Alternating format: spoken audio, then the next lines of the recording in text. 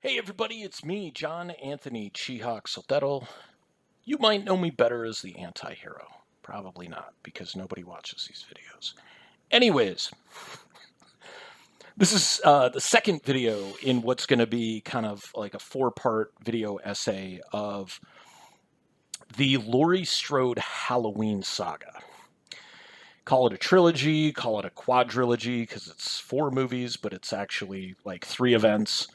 Or the Laurie Strode Blumhouse trilogy, because it's the three movies done by Blumhouse, who acquired the Halloween franchise.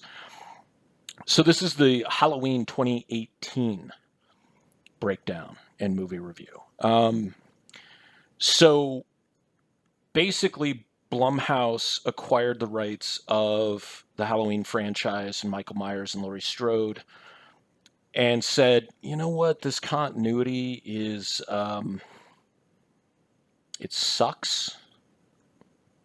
I mean, that's probably not the wording they used, but the continuity is pretty bad. Let's just scrap everything from 2 to now and make a movie that's a direct sequel to the classic John Carpenter 1978 vehicle that launched 1,000 stabby weapons into teenager trope victims, tropey teenager victims, throughout the 80s into the 90s when that kind of died out, and then back into the 2000s when it kind of came true again and people started getting into that kind of stuff. So 40 years later, we see Laurie Strode has survived the events of that fateful night in 1978, or has she? I think one of the really, really interesting things when you start to think about it, about the Halloween saga, is it breaks down. I don't think it breaks down a lot about mental health or mental illness, but it really does with different anxiety disorders and personality disorders, it being a psychopath, sociopath, uh, uh, PTSD, severe anxiety, possibly even bipolar disorder, and substance abuse, self-medicating. Um, they did that in Halloween H2O, where you see her 20 years later, and but that's not part of this story. This story takes place in the here and now. Laurie is now in her late 50s. She has had a kid, had a grandkid, and but is kind of estranged from everybody. Like everybody in Haddonfield knows who she is, but she's kind of that. She's kind of that. I don't want to say kooky lady, but she's kind of that person that probably gets discussed a lot in hushed voices and like, but nobody's brave enough to talk shit to her face, kind of thing. She's the character who survived a severe trauma 40 years ago, and there's a lot of people in the world, in her personal world, who are like, just fucking get over it. 40 years is a long time to survive a trauma, even of that magnitude. However, somebody's healing is going to be varied. Oh, excuse me. If I knew how to edit, that would be taken out, but it won't be. But you have to remember that when we're going by the actual timeline, that the events happened in 1978. Advances in mental health didn't really start taking place until maybe the 90s, where when you had an anxiety disorder, you weren't fucking crazy anymore. So, Laurie probably never got great help past like what would have been her college years.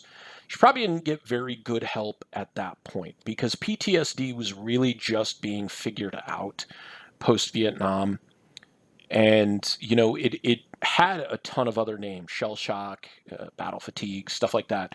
They finally figured out that like battle fatigue and shell shock were not PC, but they also didn't really make sense when they found out that PTSD wasn't limited to just soldiers who saw combat. It was a designation for pretty much anybody who had survived a severely traumatic experience and can't let go of it. It's triggered by things because it brings those things back. So the entirety of the Halloween saga is based in mental illness, which is interesting. I don't know if they ever truly touch on it or address it. They do talk about it a little bit in H2O. They talk about it somewhat here, where where it's addressed that like Laurie has a drinking problem and that she was supposed to quit. She asked her if she saw her doctor, and stuff like that. Very, very subtleties. And of course, they bring in the psychiatrists. Like Dr. Loomis was in the first movie, and like before I started this video, I should probably have looked him up. Hold on a second. Dr. Sartain is the name of Michael's current psychiatrist, the doctor who interned, I guess, under Dr. Loomis before Loomis died in this timeline. And Sartain is the one who's going to see fit to kind of hand off Michael to the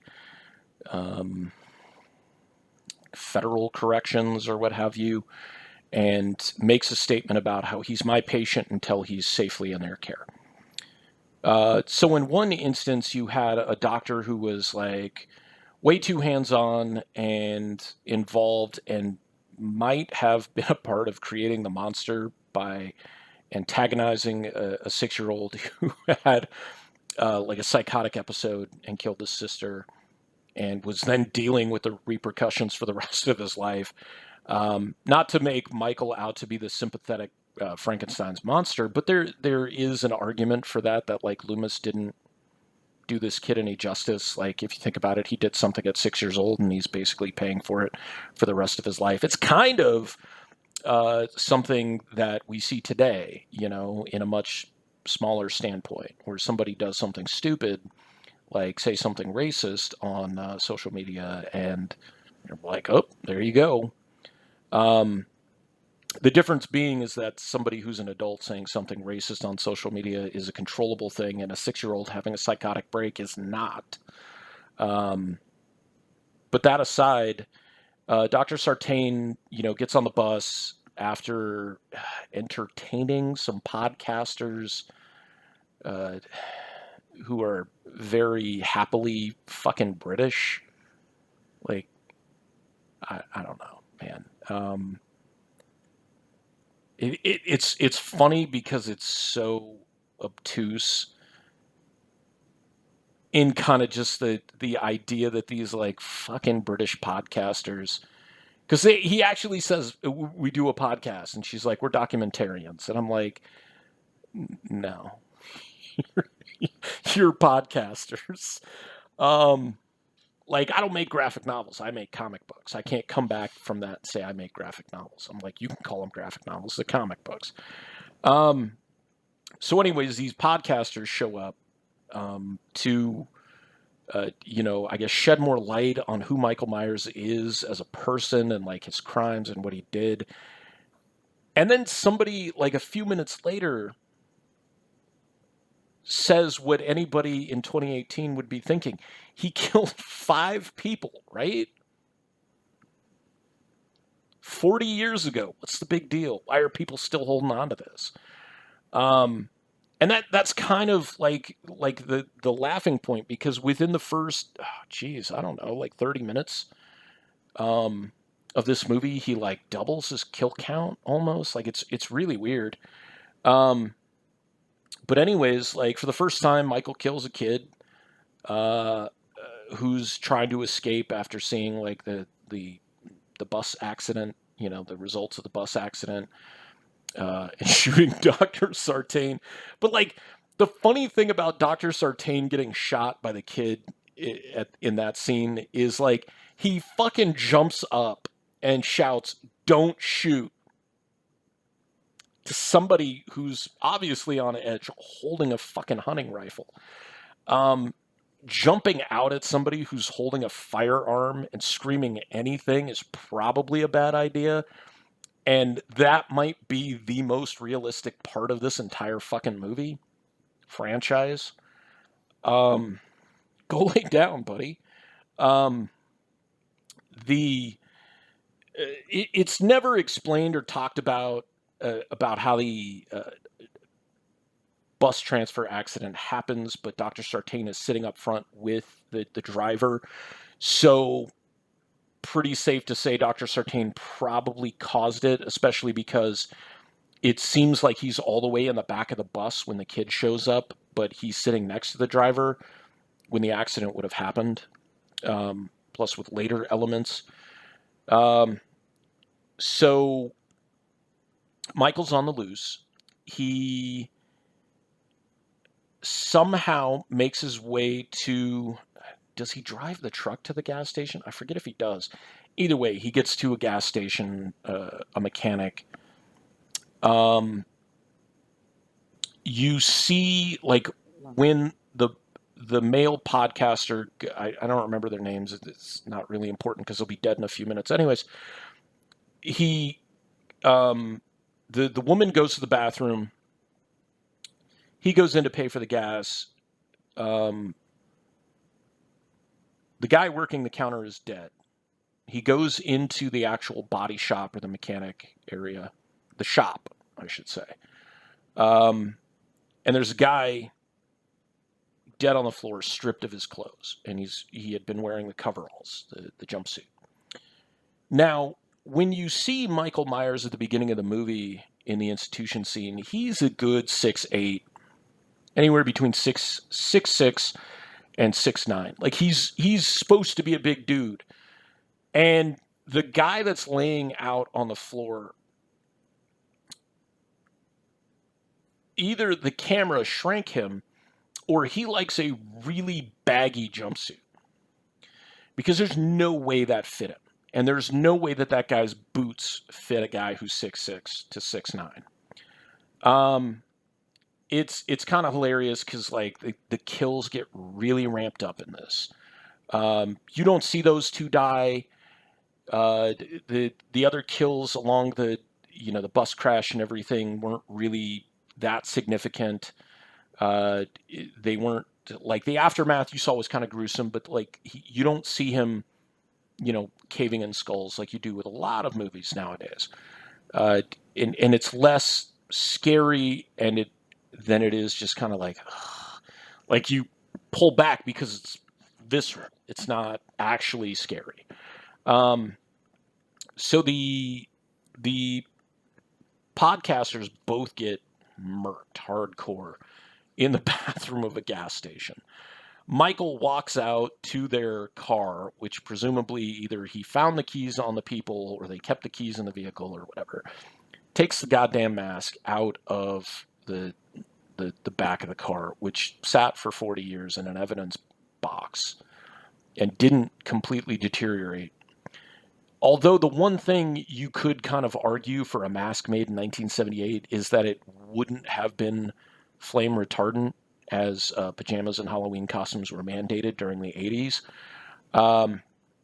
So maybe it had some like super chemicals in it that just kept it going. I mean, that's one thing that nobody thought of until that point, or they haven't pointed out or anything like that. So he then makes his way to Haddonfield where he starts stalking, people and icing people and stuff like that. Laurie kind of comes out of sabbatical when, because the podcasters had previously gone to interview her, and she's living in like a 2-story house in the middle of nowhere outside of Haddonfield, and it's you'll see later in the movie it's a veritable fortress, and it's kind of that Batman question that's she didn't do all of this herself, so who the fuck did she contract to get all these fucking contraptions? Like, who's gonna go out there and see this shooting range with like all these mannequins with bullet holes in them and like a little survivalist obstacle course and all this other stuff, and and then she's like, oh yeah, I need to I need to build a death trap for something that's going to happen in, God knows how many years or whatever. And that person being like, as long as your check clears, like, yeah, okay.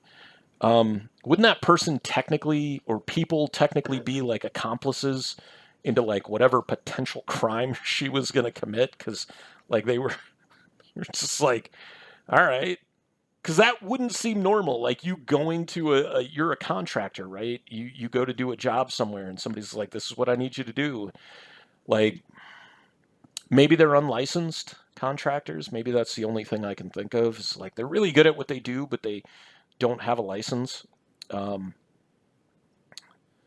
there's so much liability there, but whatever. Um, so you meet Laurie's granddaughter, played by Andy Matichak. She's a fine enough actress. I feel like her character was pretty weak. Like I feel like Laurie's character in the original Halloween was the characterization was really good for what it was. The movie was only about an hour and a half long. This movie's about 2 hours long, and it really tries to center on too many people. It tries to focus on Laurie, her daughter Karen, and Karen's daughter Allison.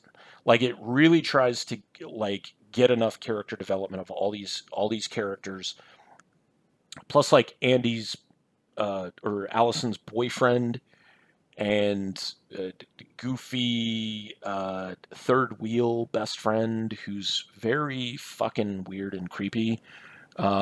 Especially when you rewatch the movie and you already know what's going to happen. Like, it's like, does this guy just like hanging out, like hoping that Andy breaks up with this other guy who I can't remember what his character name is? Hold on a second. Okay, so Oscar is the weird third wheel friend, and Cameron is the love interest who's almost prettier than your new Scream Queen lead actress. Uh, so they're all going to a Halloween dance, and you have to establish that Allison's character is not so much pure like they tried to do with the Laurie character, and then you tried to write that trope into like every horror movie subsequently. That the survivor, the final girl, had to fit certain ideologies. Like she was pure, and she was a virgin. She didn't drink or do drugs, and like all these like other facets of things, and they kind of subverted that um, with the Allison character. I mean, she had a boyfriend. Um, they weren't. She wasn't like there wasn't anything like weird about that relationship because like high school kids date, but they also try to establish okay, she's intelligent, she's honor society, which doesn't really play into anything. That part is kind of throwaway only so that the parents can meet Cameron. But the establishment of Cameron and Allison's relationship would dictate that her parents had met him previously. Because if you're making a big deal about like a National Honor Society presentation and then going to dinner afterwards, and that's the first time you're meeting your kid's boyfriend or girlfriend, and they've obviously been dating for a while, like that seems kind of weird to me. Um, like how involved are these parents in their kids' lives? And maybe that's a part of the problem with what's going on. Anyways, this is going a lot longer than it needs to. Laurie shows up and she's obviously shaken because she's seen, devastation and everything. Um, and she's still got all this trauma and stuff like that. And then the subsequent Halloween party goes really bad. And Allison watches Cameron making out with some chick, some other girl who's body painted up like a tiger or some weird shit. And at a high school, dance, which is kind of strange. He's drunk because he's also openly spiking the punch, yet he keeps a flask with him, which is that cool hipster thing, like you keep a flask with me. You just fucking, put the booze in your hydro flask. People carry that shit all over the place. Like, you gotta hide it like an asshole. Um, and And so like you get, you know that she's supposed to be the new Scream Queen, and that they, by the end of the movie, with the closing scene is them driving off with Laurie having been stabbed, potentially mortally wounded, um, kind of being held together by Karen while Allison is next to them in the back of the truck, and she's just clutching the knife, like she's just still holding on to it, and she had like cut and stabbed Michael to help her mom and Laurie get away. And then, then they set fire to the death trap house. And you think everything is all fine and dandy, which it's not. So, um, with that, my summation of this movie is it's good. It's a good direct sequel. It wasn't the original movie that did a direct sequel to a movie that was made a long time ago, but it did it better than Texas Chainsaw did. It kept continuities, it kept timelines, kept legacy characters other than the heavy. Um, Plus, with Michael Myers versus like Leatherface, you're looking at a character who has, like a very methodical plan, and he's very careful and calculating, versus a character like Leatherface who's kind of like uncontrolled chaos. I could break down the Texas Chainsaw Massacre movies as well, because I saw that on Hack the Movies. They also kind of broke down some of the Halloween movies as well, or the entire saga, and sort of, but in preparation for ends. Um, but yeah, so you got two movies left. You got Kills and you got Ends, and yeah, I would say if you want a movie that's decent for being a legacy sequel, being a direct legacy sequel, uh, you watch Halloween '78, Halloween 2018. Um, just for the simple fact, like, you brought back Jamie Lee Curtis to it. Like, almost none of the other legacy sequels that were made previously or made since have ever had any of the actual actors or actresses involved in that legacy sequel. So yeah, the Laurie Strode legacy. We'll call this storyline the Laurie Strode legacy, and that'll do it for Halloween 2018.